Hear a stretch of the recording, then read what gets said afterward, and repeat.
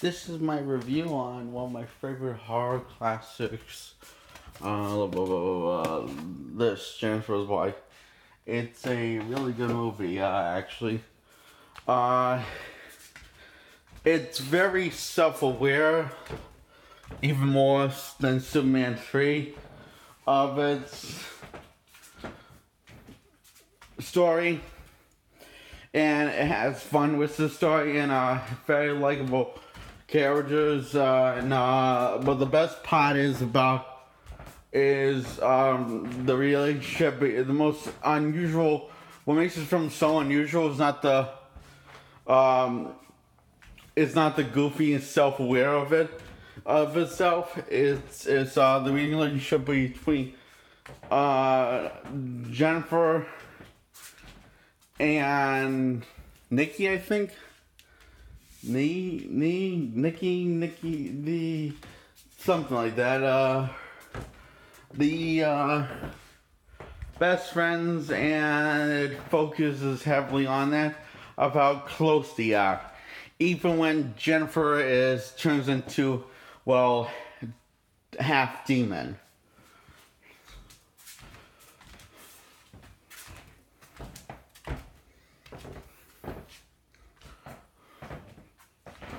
So, yeah,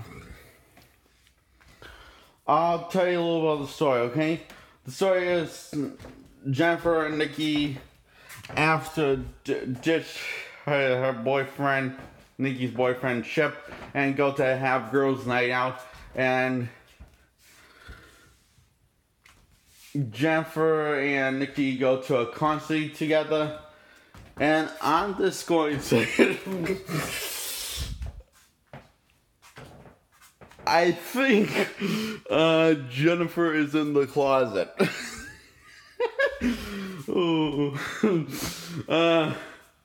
Now, I'm no expert on what it's like to be secretly gay. I'm no expert on this. Only in fiction I'm expert at this. I mean, this, how they look at each other, how Jennifer looks at Nikki, she looks like she's the only person in the world that she truly cares about. And she treats her like that. But not without being a bit of a bitch.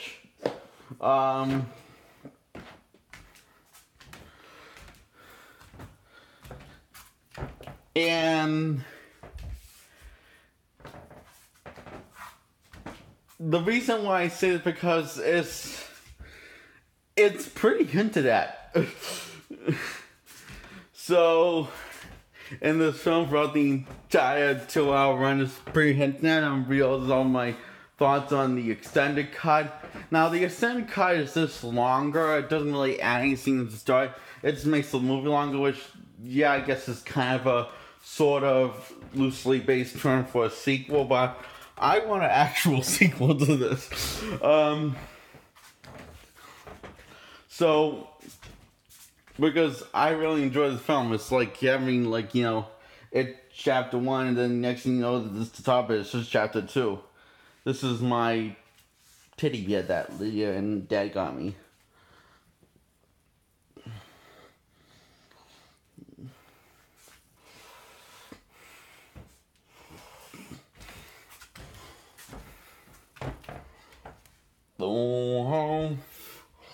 Like, you can just, picture them dancing, singing, dancing, like this, lo, lo, lo, lo.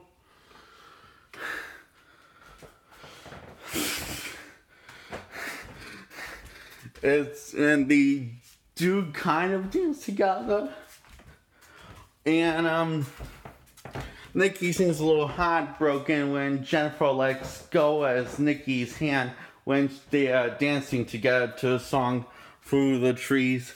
And she also seems kind of hurt by also the fact that Jennifer looked at the band leader and instead of looking at Nikki. And she seems to be seriously hurt by that. and and that's probably why she hates that song "Through the Trees." And the song's played twice, no, 3 times in the movie. Once when Nikki is in a mental institution and she says she hates the song. Then we find later on in the film why she hates the song. Is because that's when Jennifer looked at the singer of the band, and instead of looking at her and the best friends looking at each other, and also letting go of her hand. Doesn't it sound like doesn't sound like they're both in the closet? No, it doesn't. You sure? And if you on the other side that you're with me, then congratulations, you accomplished something. I've been up all night, so I'm a little confused. But anyway, so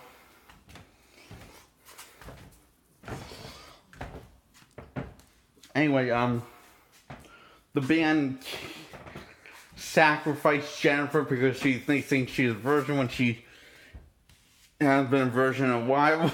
So, she comes back all covered in blood and to Nikki's house after disappearing. There was Nikki's interview after seeing Jennifer all night. For a few hours, she hasn't seen her or heard from her until she until Jennifer decides to stop to see old friend Nikki at her house when her mom's out and she's home alone and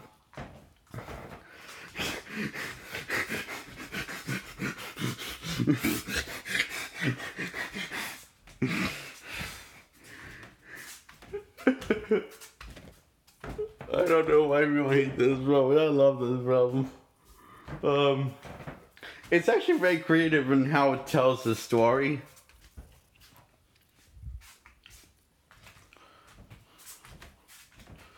And also how it delivers the scares and mixed comedy with horror.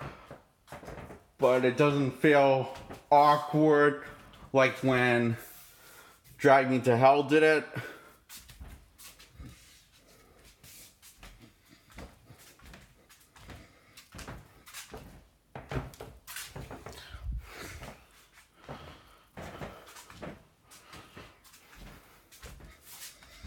So, after Nikki got scared the shit out of her by Jennifer, and I love Jennifer's line when she whispers to Nikki, "Are you scared?" And she just like takes off. Like when she asks, "Are you scared?" It sounds like she's coming on to her.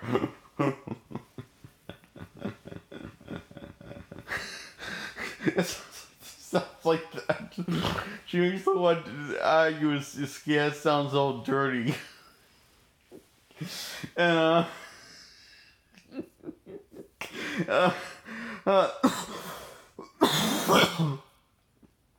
yeah. So, the next day, Jennifer's looking back on remembering Nikki's, the old times they used to have together. And she does that throughout the film because she's kind of nostalgia how Nikki and I is close as she used to be. And she wants to get closer to Nikki. And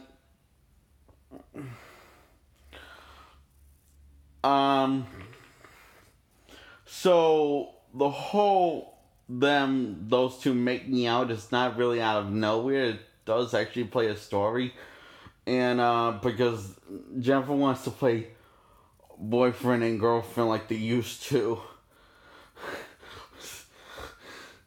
So when you really think about it, it actually does have a key point. Oh. Oh. I gotta crack my neck here for a second. Feels good.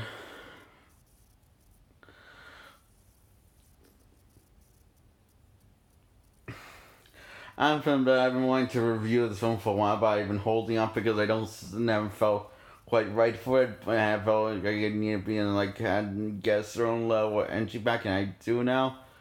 So, yeah. Jennifer turns on Nikki after Nikki stops her from killing her boyfriend Chip. Well, she almost stops her. And she says, why, you can have any guy you want, so why would you want Chip, of all people? And, so, Jennifer says she's just going to eat her, Nikki, her best friend, and,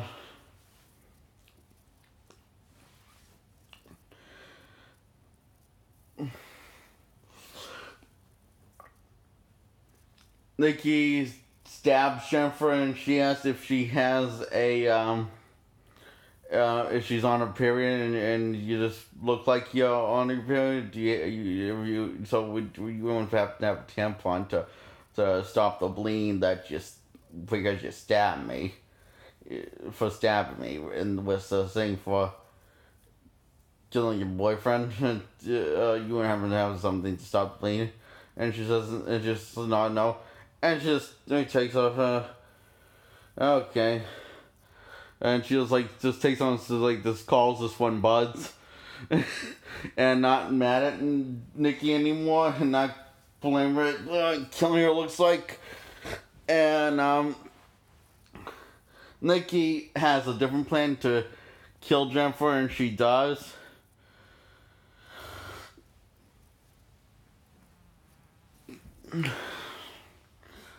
So, yeah, and that's how she got checked into a mental institution.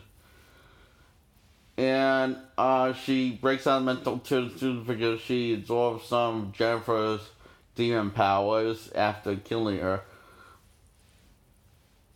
So, she does that she breaks out of mental institution to go to kill the band that made her friend half demon. Yeah, that was kind of out of nowhere. I just realized how out of nowhere that sounds.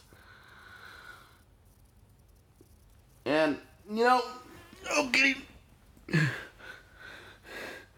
For the sequel, I suggest you bring Megan Fox Jennifer back from the dead somehow. Just do it and don't have it all build up for out of nowhere. Have it be like a psychological thing that Nikki seeing Jennifer in his head and I don't know, eventually build up in halfway point, bring her back, and or at the end,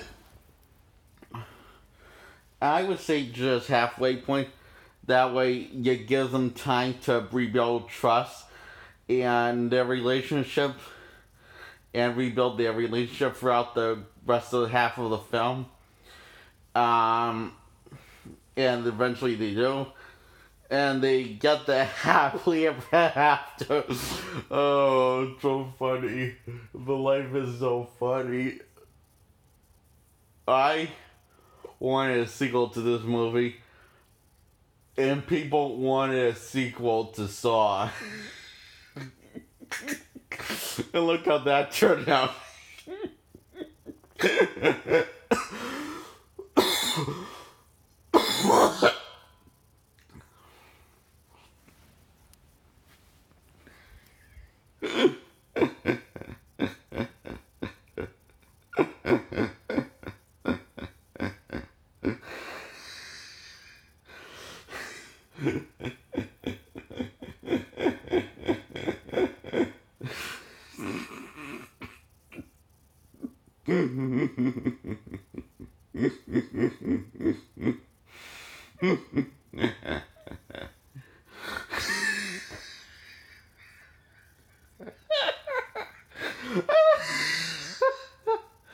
I'm chuckling.